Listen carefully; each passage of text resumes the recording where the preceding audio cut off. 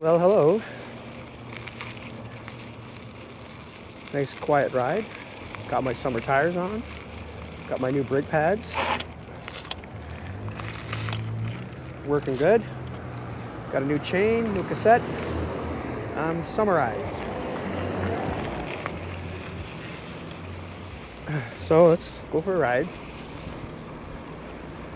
Do a little exploring.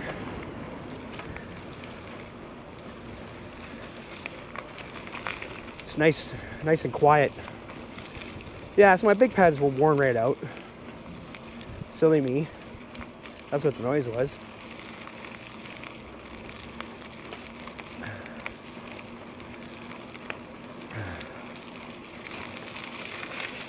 Didn't quite get a season out of them. The rear one was, the front one was okay.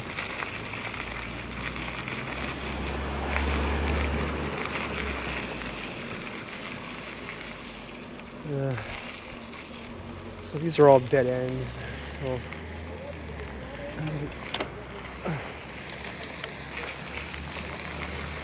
trying to get run over.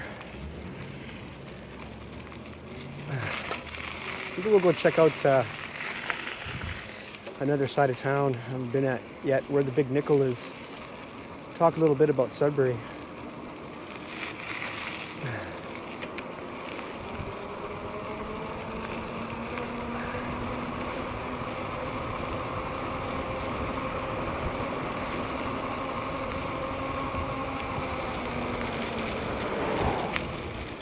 So before I do that, I'm going to turn on my my Komodo, so that I can index the roads that I go on. Let's go. Okay.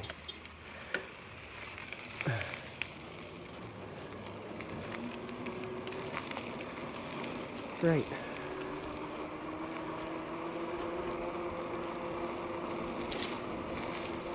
So I got a matching set of Continental tires. Nice. Again, I'm going to go down some areas that I've never been down before, like this one here, this street here. Never been down here. So, interesting thing about Sudbury. Sudbury, which is called the Sudbury Basin, is a giant impact crater that's been dated 1.6 billion years ago, which has gone through a couple of ice ages, so it's been worn down quite a bit.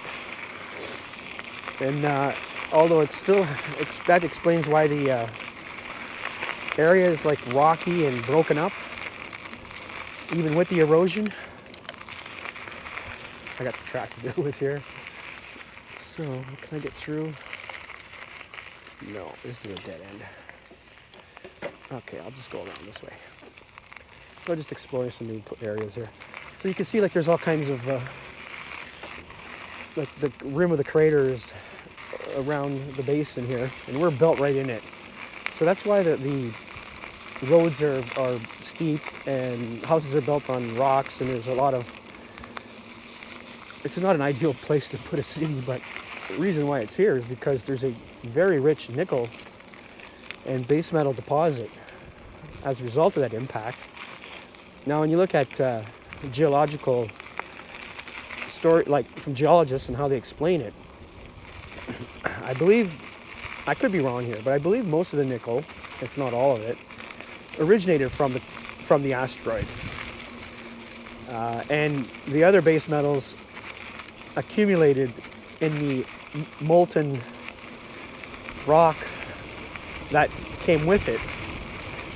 So they have what's called breccia, Sudbury breccia, which is molten and rock that has been caused by an impact crater. And I think it's nickel copper sulfide. There's another rock that is very, very common here, which is very rich in the metals that are needed, that are being mined. Now, as far, like, there's about 4 or 5 mines that rim the perimeter here, Is it correct? I don't know them all by name because I'm not from this area, so I'm not 100% sure what they're called. But anyway, I'll go this way.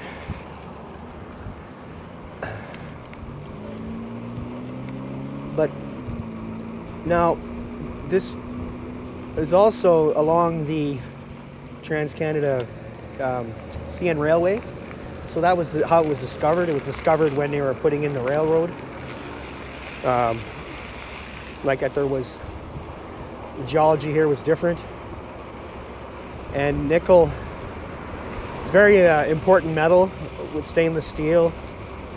And it's used in all kinds of applications, but it's mostly used, it was very important during the war, World War II. So because of the emergency of needing this nickel, the way they refined it was not environmentally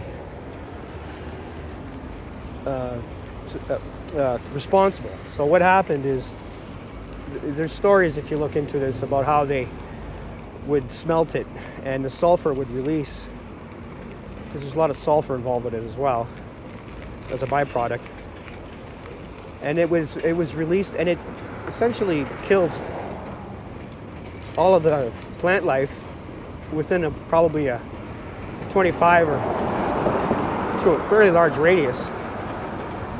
And this went up until the 50s, and then they built a smokestack. You can see the smokestack in the background, and that didn't really, I don't know if that did much. But the ecological damage didn't stop until they started installing scrubbers. They came up with the technology to remove the sulfur from the smeltering process. And that's what we have right now. So the only thing that comes out of that smokestack is like steam and carbon dioxide. Now, as a result of that, there was an extensive regreening process. And again, there's history on that as well. Going, I think 1994 is when it ended. So I think it started in the 70s. And this was paid for, well, this was, how this was worked is, the government, the provincial or federal governments, or one of the governments, made the mining industry, clean up after themselves. And of course, there's a lot of money involved here. So they put in billions of dollars into the technology to stop this damage, and also to repair it. And this is what we have. So we have the Junction Creek here.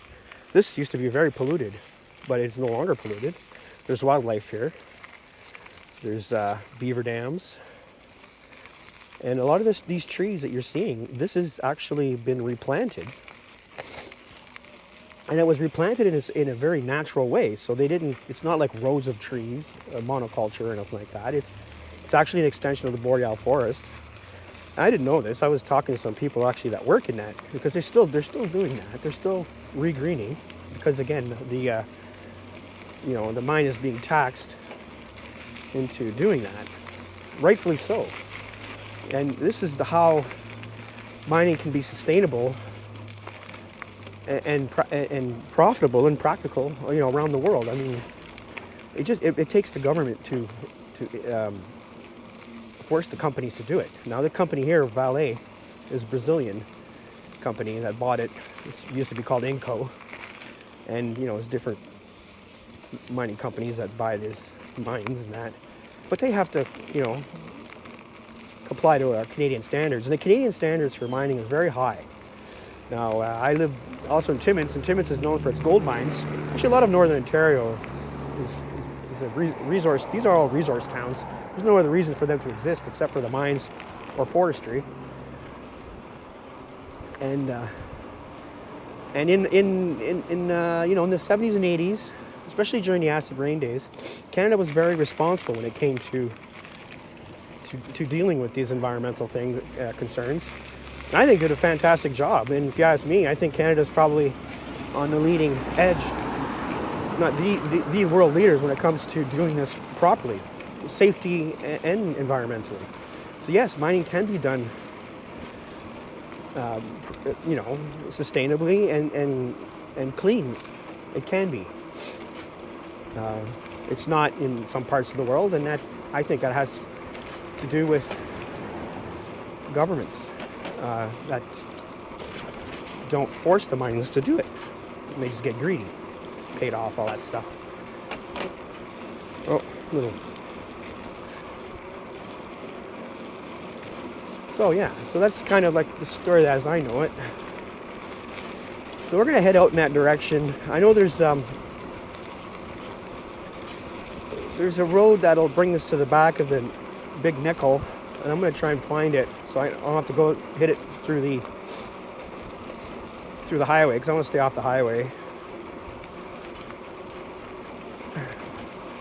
You can see the smokestack up ahead here.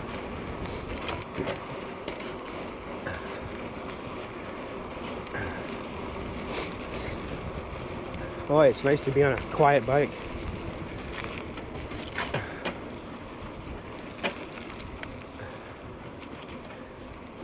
The gears are just kind of a little out of adjustment still.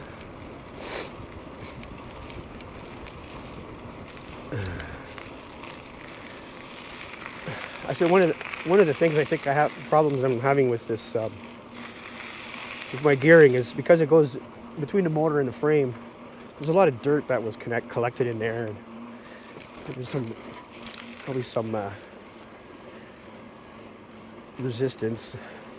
I guess there still is, but I wasn't getting my top gear, but I am now.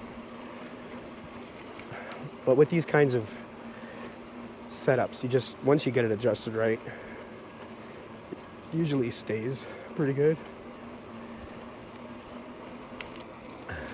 So I may have to do a little bit of adjusting some more. Right.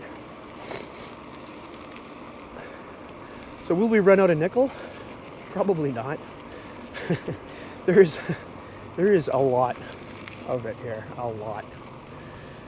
And with the Great Canadian Shield, because of the ice ages, it wore down a lot of the bedrock and exposed a lot of this base metals. So we have open pit mines and underground mines as well, and there's more.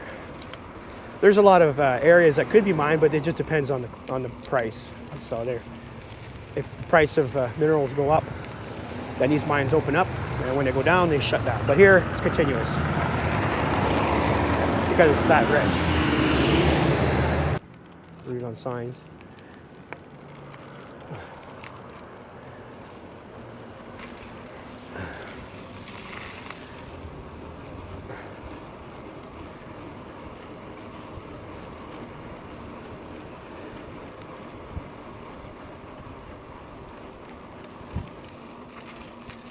And there's the tailings. Well, we'll go towards it and see.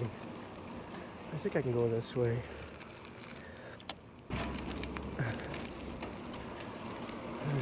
The roads that come across.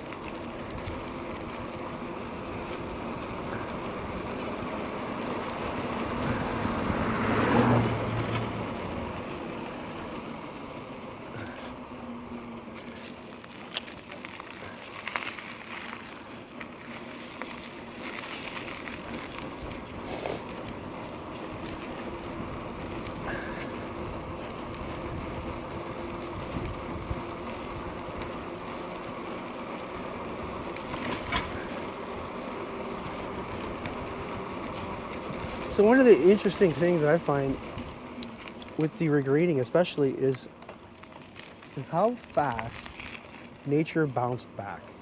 It really, like, there was literally hardly any trees. And if you see, like, if you look at in the forest here, the trees are not very old, maybe 30 years old. And it bounced right back. There's growing wildlife everywhere. Mind you, they spend a lot of money on it. But it just goes to show that it's not a hopeless situation, you know, and nature is pretty powerful. You shouldn't mess with it. I'm not saying that. There's a Park here. Let's see if we can go through it.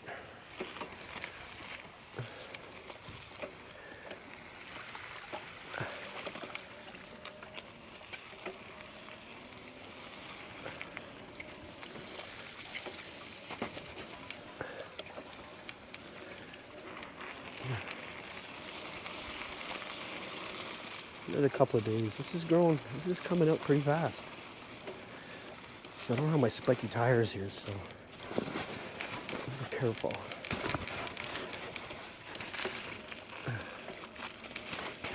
Hi. Dog's happy in the snow.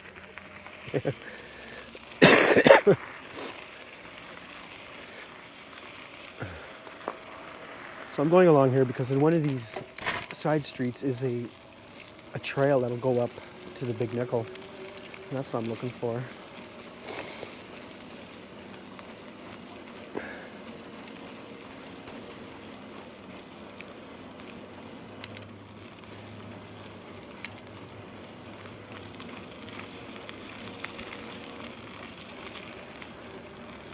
But this is the biggest town, biggest city in the region.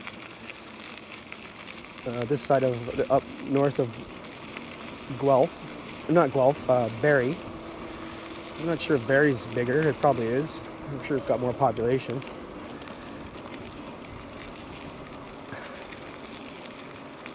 And it's supported, again, by the nickel mine.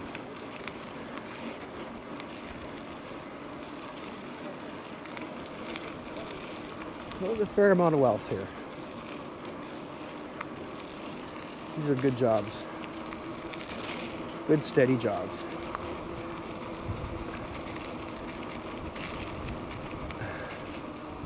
Another thing I like about Sudbury is it emphasizes a lot on the arts. There's, it's arts positive. Again, probably to attract, good workers, engineers and all that. Give them a good lifestyle. So the trails are very beautiful.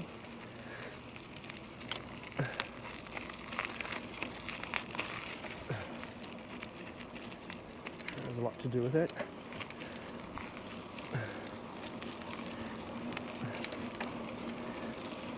You'll see the buildings, they have murals. There's a committee that goes and does that. They'll paint a side of a building. And it looks good.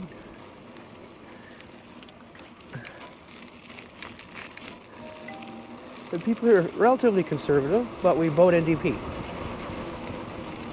So NDP has traditionally been workers' rights.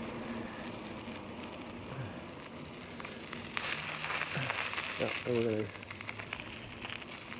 towards Delki Dozzy here. This is a really cool place. You'll like this.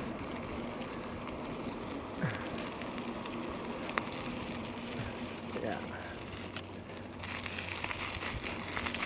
So speaking of cool destinations here.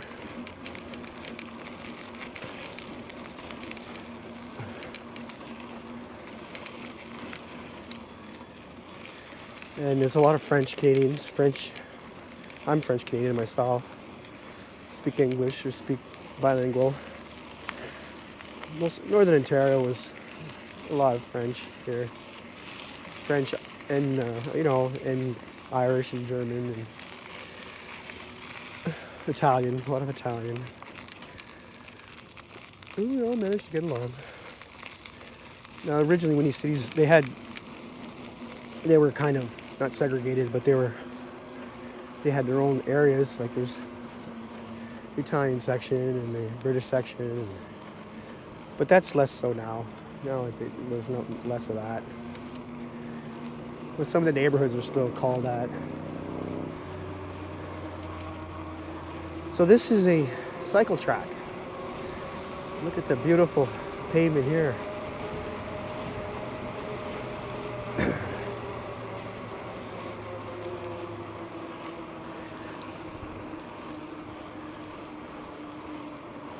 We do laps around here.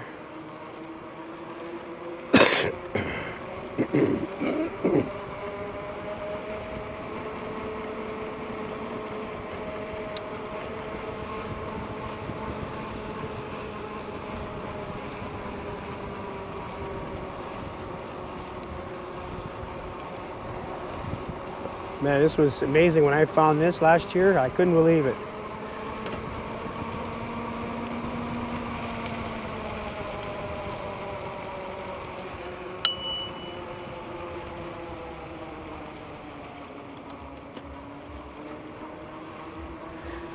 Oh, ruined my speed run here.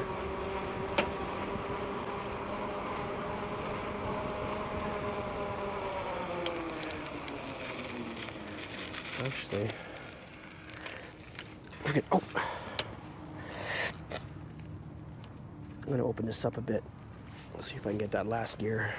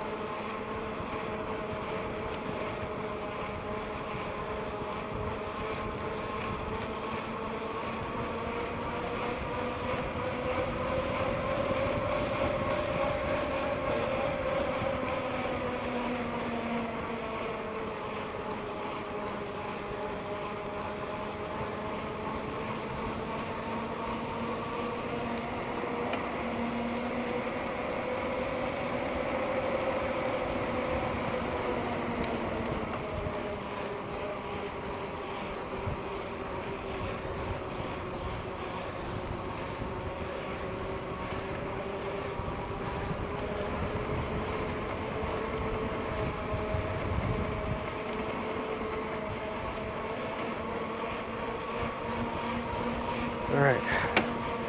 No.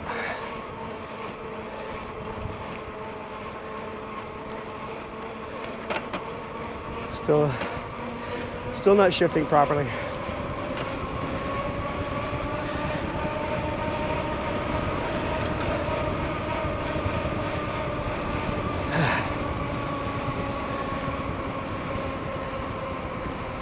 One more.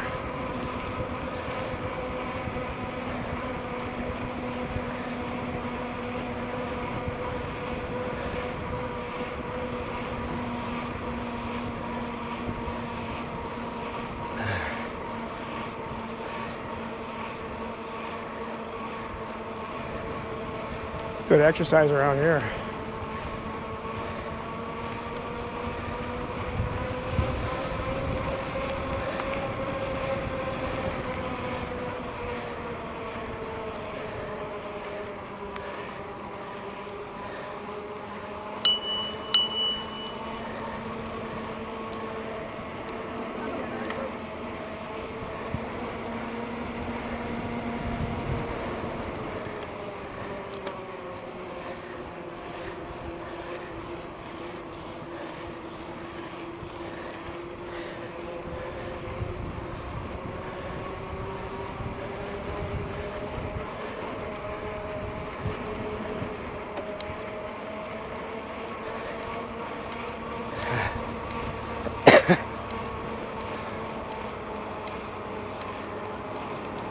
All right. This would be a good place to do a test on the battery leg.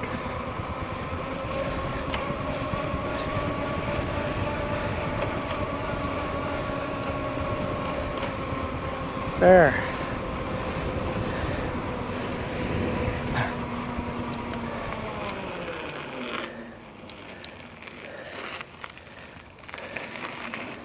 There we go. Oh, excuse me. There's the park. Beautiful.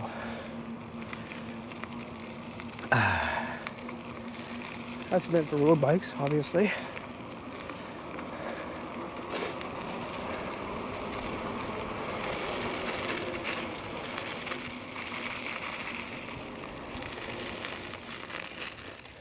It is Delki Dozzy Memorial Park.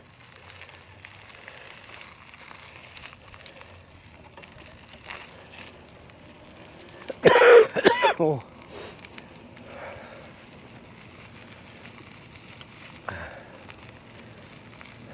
Doctor tells me I got bronchitis.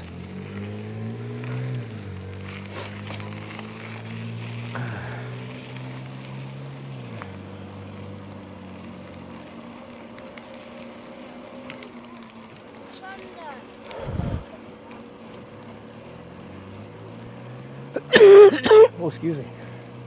So when it comes to the power, okay, so I generally stick 5, 6, and 7, which is like 400, 500, and 600 watts. So I don't maximize hardly ever full speed or full power. And because I find it is enough for the type of riding I do. And I also don't want to ride it like a motorbike where I'm relying on the motor, so I'm pedaling along so I get exercise. And so I use the programming cable to set it up properly.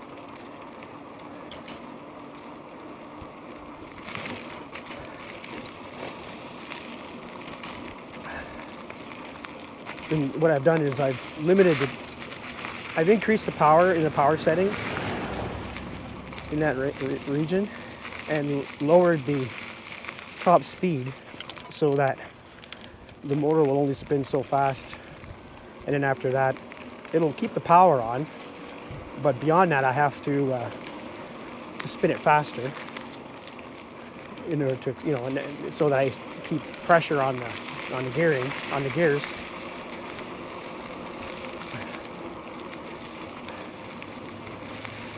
And I took me a couple times, but I got it set to where I like it. So I head towards the Nickle here, big Nickle. It's over in that direction. And that's the way I like it. This bike is very lightweight, nimble, quick, without the motor. So I don't need big power on this bike at all, just for the assist. If I had a flat bike, I would go with the BBS HD, which is the one step up from this motor, BBS 02.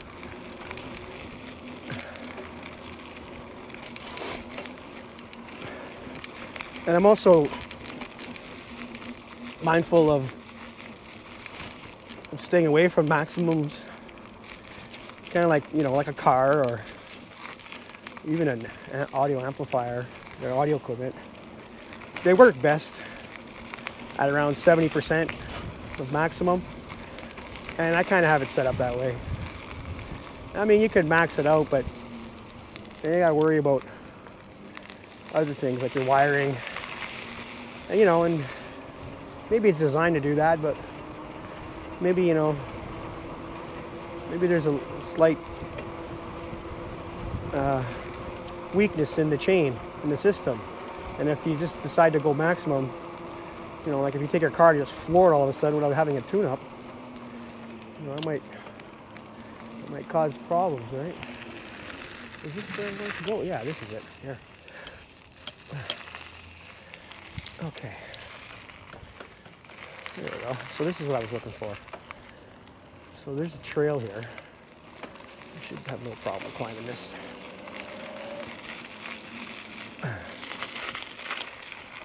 Okay.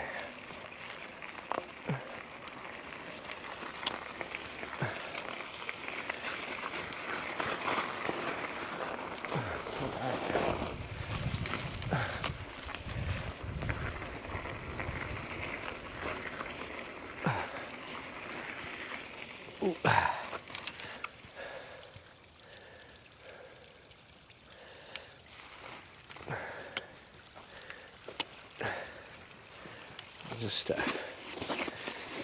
over this here. Right, so here's an example of some of the rock here.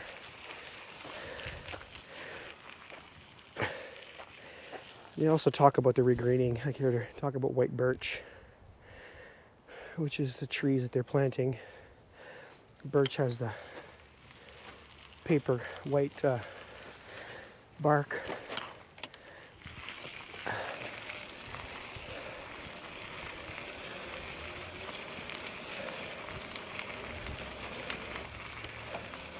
white pine. White pine is the long, the pine with the long needles, grouped in 5, white 5. There's red pine, which is long needles with 3, groups in 3 or 2.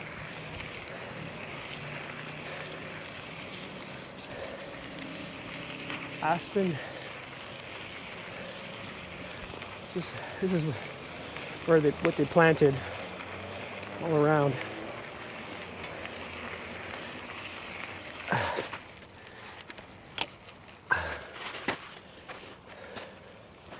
See, this is like the broken up rock here. This would be mining ore.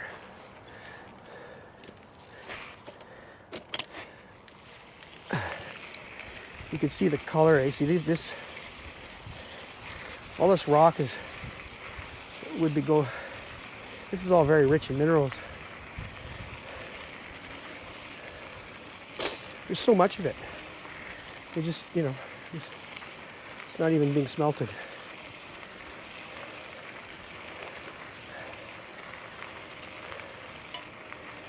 There we go. Very nice. Look at the view here.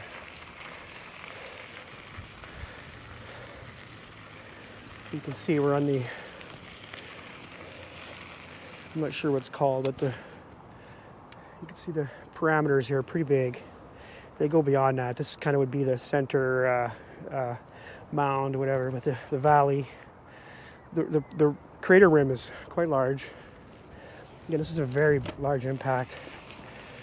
Probably a life extinction event that happened.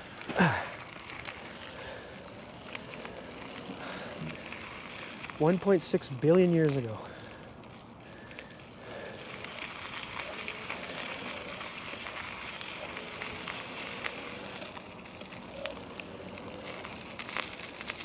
Here you can go and take a tour underground from here.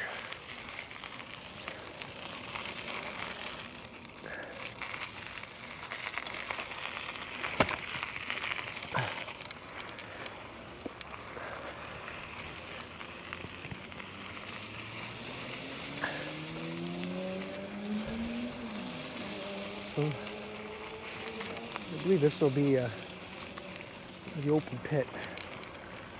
This is on the other side of this here.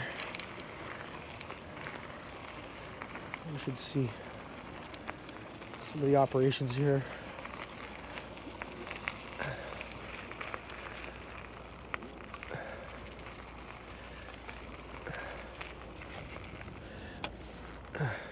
Yeah, we don't really see much, but looks like there's a stope go underground from here.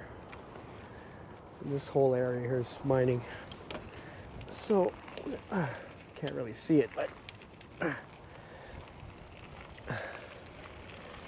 now you see the black on the rock. That's from the pollution. That's what it was. That was caused from when they were mining using like open, like without, they were smelting in a I don't know how they did it, but whatever it did, it blew, it turned this area black.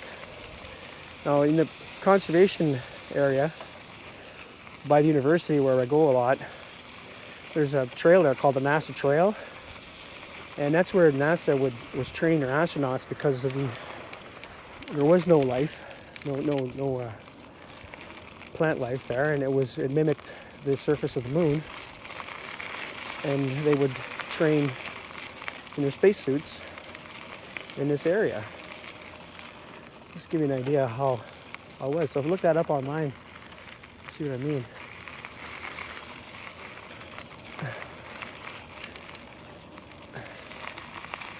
You can see the erosion here.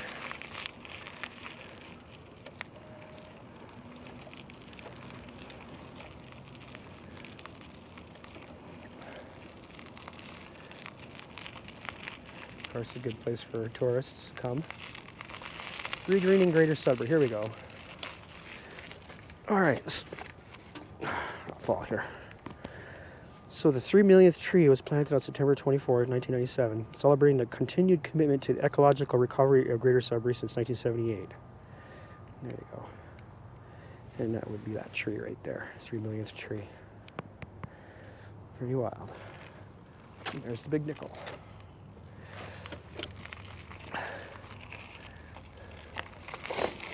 Oh, nice.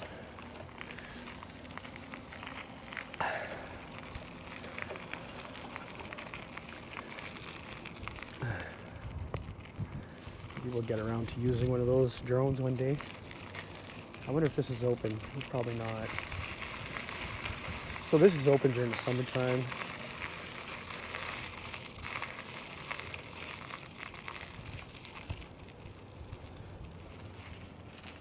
Oh, I guess it is open. Well, I'll come here with my kids next time. I find it very interesting. See, like this is probably an example of the nickel. Look at all the minerals in here. Nickel and copper. I think it's called nickel and copper sulfide. They're like, you could probably build 4 Tesla batteries out of that. Probably a lot more. Is that part of the asteroid? Probably. Let's just say there's enough of it to keep this place going for a couple 100 years. Again, I could be wrong, but nobody's talking about this running out, that's for sure. Rock clues, an ancient seafloor.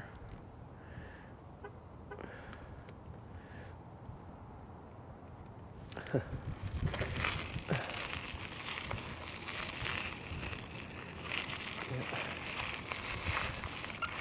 think we'll talk about it here. So here we go. So the rock clue is a massive explosion. Breccia fragments, there we call it right there. So look for patches where layers of rock do not match up, rounded fragments with fine materials in between. This rock was several kilometers below the Earth's surface when it was broken up by a massive meteorite that struck the Sudbury area 1.85 billion years ago. The impact blasted out a 200-kilometer wide crater, 200 kilometers wide, melting and ejecting fragments of rock into the air. These fragments fell back onto the larger fragments that remained, and both were combined into melt sheet.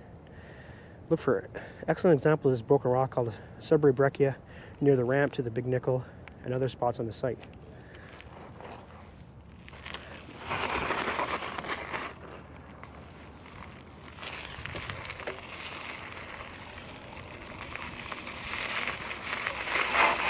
Hey there, doggy. Oh, he's okay. That's okay. I'm friendly to dogs. I'm friendly with dogs. Hey. Well, he's doing his job, right?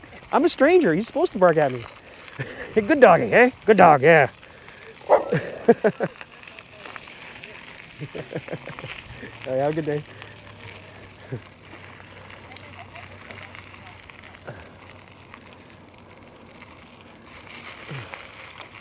Right, so anyway, so there's a little tour of the area.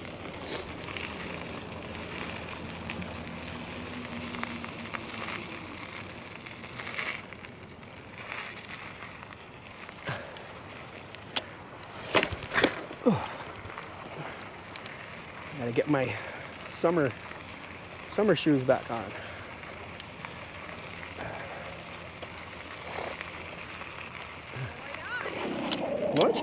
Watch it. Yeah, that's okay.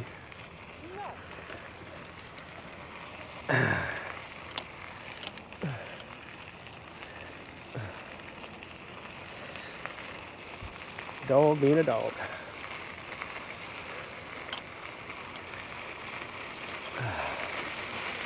Ah, yes. I really like e-biking. One mistake I made, I really should have changed my brakes sooner.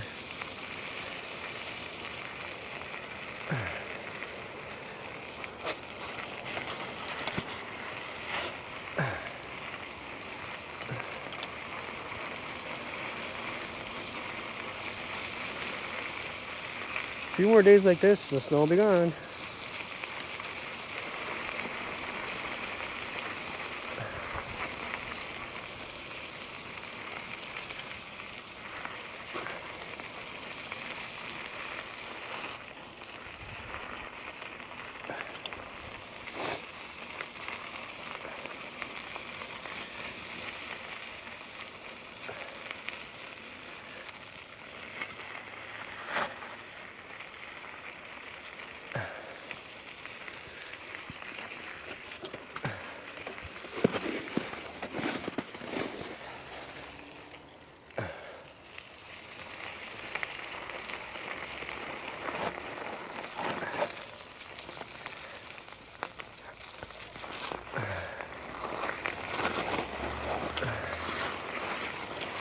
All right. Cool. Okay. Now I'll just mosey on back. Good ride. Hope everybody enjoyed it. Okay.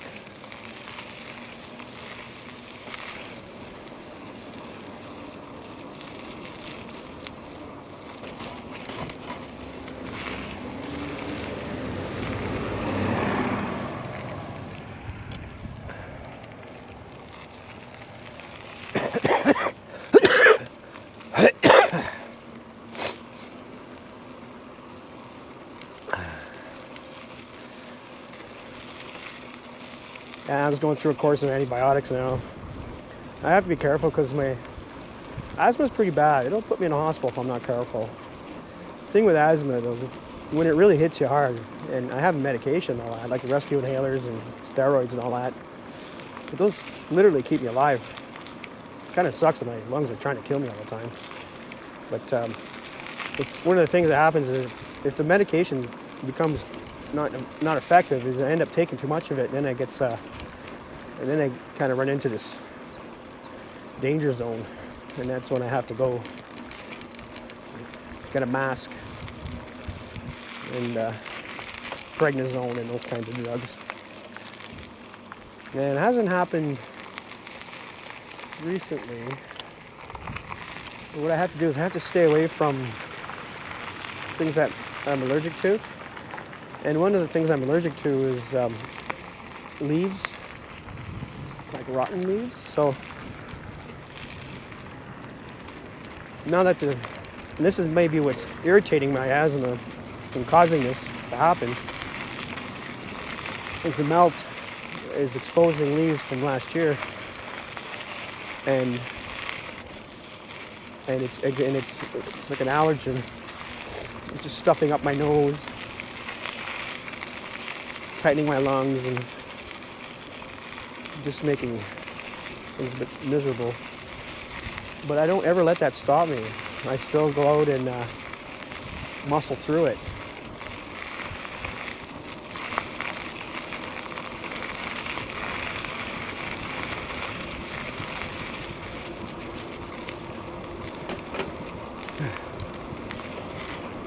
That's just the way I am. I don't let these things slow me down.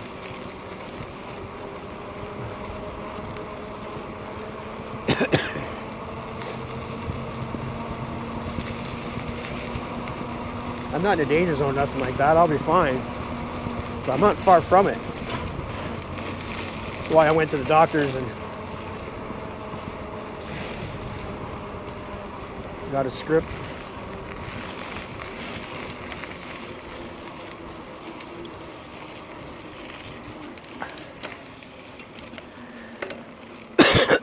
But I'm just those laps that I did around the park kind of got my lungs kind of, my coughing going there.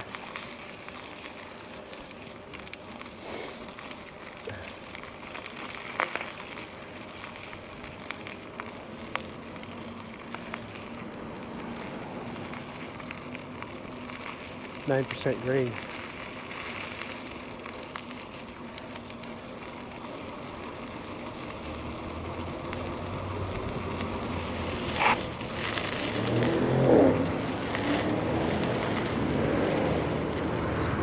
quite steep.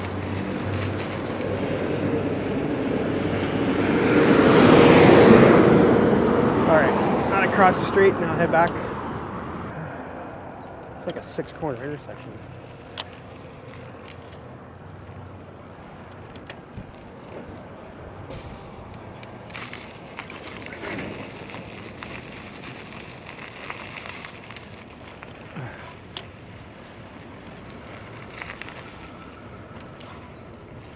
Alright, I'll snuck through.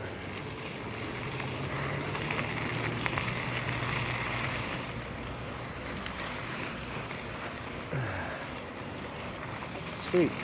Nice sweet ride.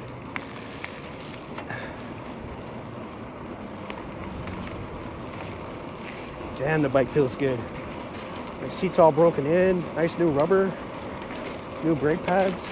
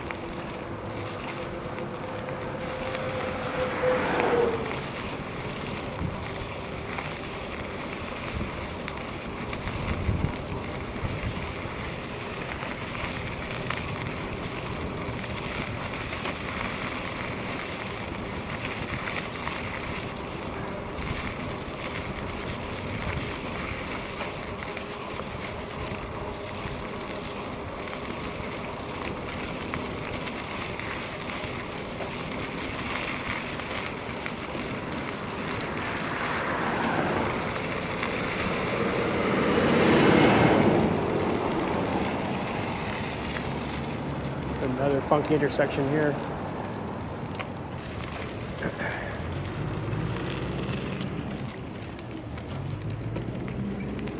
Okay.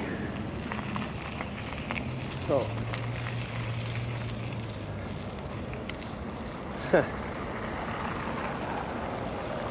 This is the sketchiest place.